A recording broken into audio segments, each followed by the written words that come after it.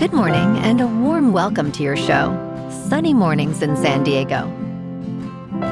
I'm your host, Melissa, and it's Monday, July 13th. You'll be interested to know, today is National French Fry Day. This crispy celebration traces back to earlier potato love and honors the golden fry that brings smiles from coast to coast. Grab your favorite dipping sauce, share a batch with friends, and let's make today a deliciously fun Fry Fest celebrate with a smile. So now you know. And now, it's time for the Surf Report. Monday at Tourmaline. This morning it's looking fair with 2 to 3 plus feet waves. Conditions are clean early on, but will shift to choppy by noon as the wind picks up to 8 miles per hour. Expect onshore winds around 9 miles per hour later in the day. Best time to ride is at 6 a.m. with a 1 foot incoming mid-tide when the southwest swell is 2 feet at 13 seconds and the onshore wind is 3 miles per hour. The first high tide on Monday will be 4 feet at 10 a.m., followed by a 2 foot low tide at 2:30. The nearshore buoy at Mission Bay West reads 70 degrees for the water temperature. Expect a mix of conditions over the next 3 days with waves ranging from 2 to 3 feet.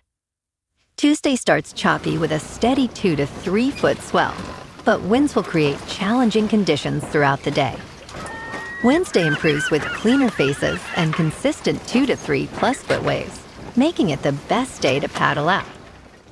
Thursday sees a slight increase in size, reaching 3 plus feet, but remains choppy due to stronger winds. This morning, it's cloudy and it feels like 72 degrees with no wind. The sunset will take place at 8:01 and it will rise again tomorrow at 5:51. It looks like we're in for a partly sunny day with a high near 78 and a light west breeze around 8 miles per hour. If you're inland, it will hit a high of 79. Tonight, expect mostly cloudy skies with a low around 68 and calm winds around 3 miles per hour. Looking ahead in the weather. Tuesday will be mostly sunny with highs near 80 and a northwest breeze up to 10 miles per hour, then partly cloudy overnight with lows around 69. Wednesday stays mostly sunny with highs near 83 and lows near 71 Wednesday night. Bonjour, food enthusiasts. This podcast is brought to you by Versailles Cafe and Pastries in Encinitas. Nestled on El Camino Real South, just north of Encinitas Boulevard, this cafe is a haven for culinary delights. Indulge in their amazing Eggs Benedict or their gluten-free crepes. You can grab a panini for lunch or just breeze on through to get your morning coffee. They are open every day from 8 to 5. So stop on by and don't forget to tell them Sunny Morning sent you. In local news, California's highest tide of the year, known as a king tide, is expected to arrive on Monday, just before 9 p.m. in La Jolla and along the coast. This year's peak tide is predicted to reach almost 7.2 feet in elevation. Reinhard Flick, a research associate at Scripps Institution of Oceanography, explains that these peak high tides can be predicted using astronomy and water responses. He notes that while king tides may not be associated with big storms, they do increase the likelihood of flooding when combined with swell or storm events. Flick emphasizes that the rapid rise of Southern California's water elevation, now increasing by 3 to 4 millimeters per year, poses a greater concern for coastal flooding. As we approach Monday's calm waves, updates will be available on UC San Diego's Coastal Data Information Program, encouraging everyone to observe these tides for a glimpse into our coast's future.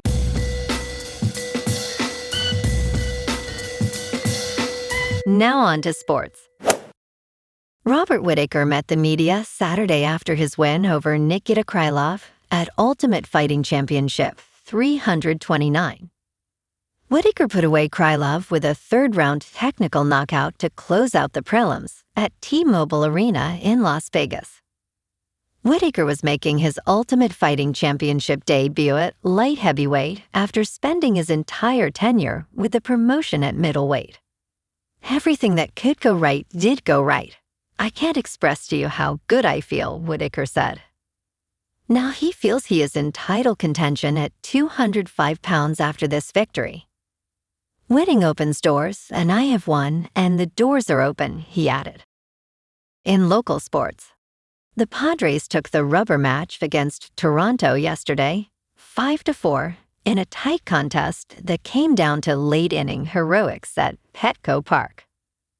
German Marquez couldn't make it through the fifth, but the bullpen stepped up. Adrian Morejon earned the win with 2 innings of relief, and Mason Miller notched his 25th save. Manny Machado went 3 for 4 with an RBI, and Jake Cronenworth added 2 hits and a run batted in. San Diego is now riding a 2-game winning streak and sits at 48-48 in a competitive NL West that keeps punching back. The team heads to Kansas City on Friday to take on the Royals. In top news, an outbreak of an intestinal illness causing extreme illness has been detected in 31 states, according to federal health authorities, but the source is still under investigation. As of Thursday, the Centers for Disease Control and Prevention reported 843 cases of cyclosporiasis, the gastrointestinal affliction caused by the parasite cyclospora.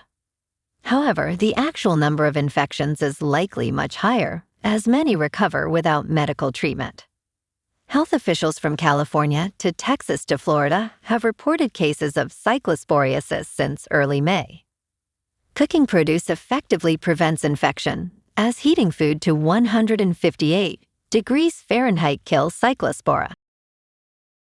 In business news, Salesforce rarely draws a downgrade from 2 research firms at once, but this week it did.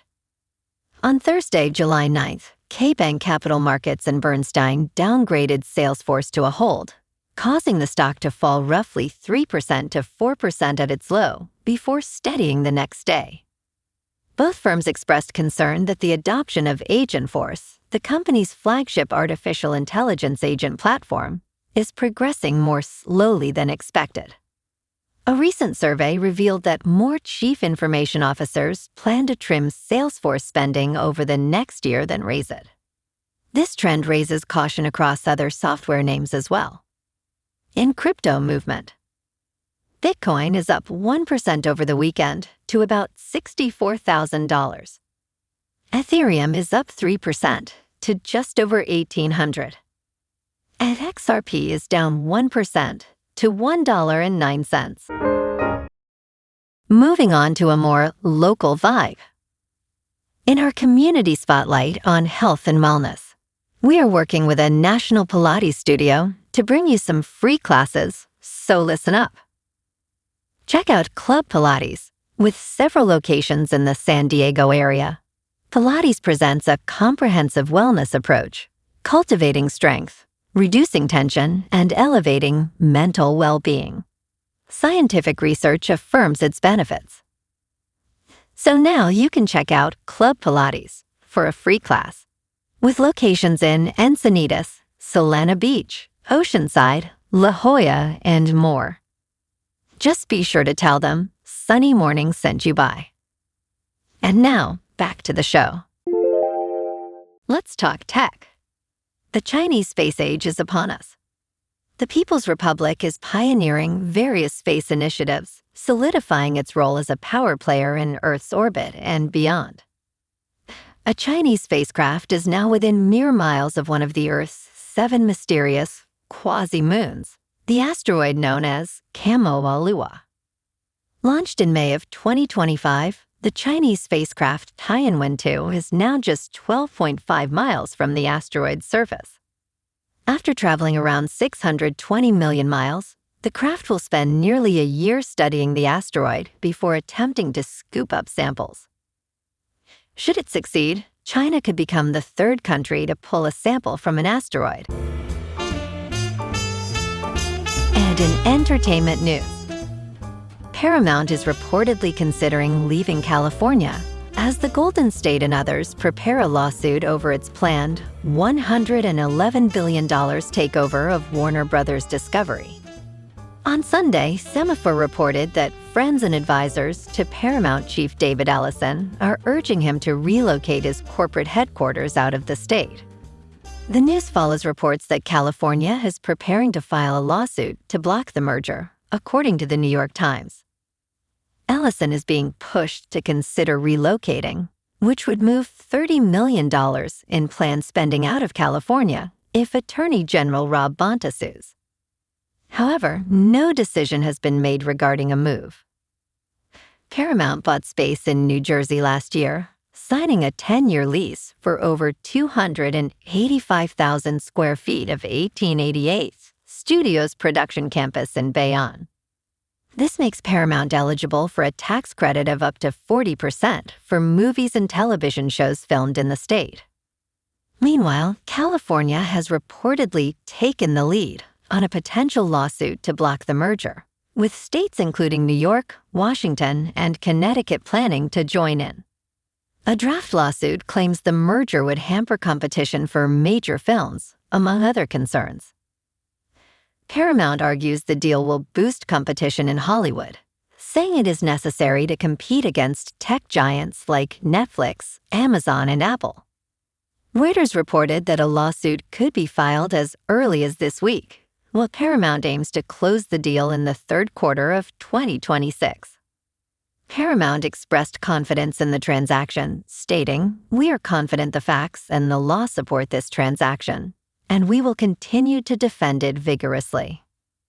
The studio added, "We continue to engage constructively with regulators around the world and are prepared to address any legitimate antitrust issues." Last month, news surfaced that the European Commission is expected to approve the merger ahead of an impending deadline, while competition authorities in China, South Africa, Saudi Arabia, Ukraine, Serbia, and North Macedonia have already cleared it. A Paramount spokesperson emphasized their constructive engagement with all regulatory bodies. Well, alrighty folks, it's time for the quote of the day. And today, our quote comes from the American author and motivational speaker, Zig Ziglar. And he said, "Success is not a destination, it's a journey." And that's a wrap for this morning. You can check out our Instagram, YouTube, and TikTok for some captivating aerial videos with local news and the surf reports. Have an amazing day, my good friends. We'll see you tomorrow with another episode of Sunny Mornings in San Diego.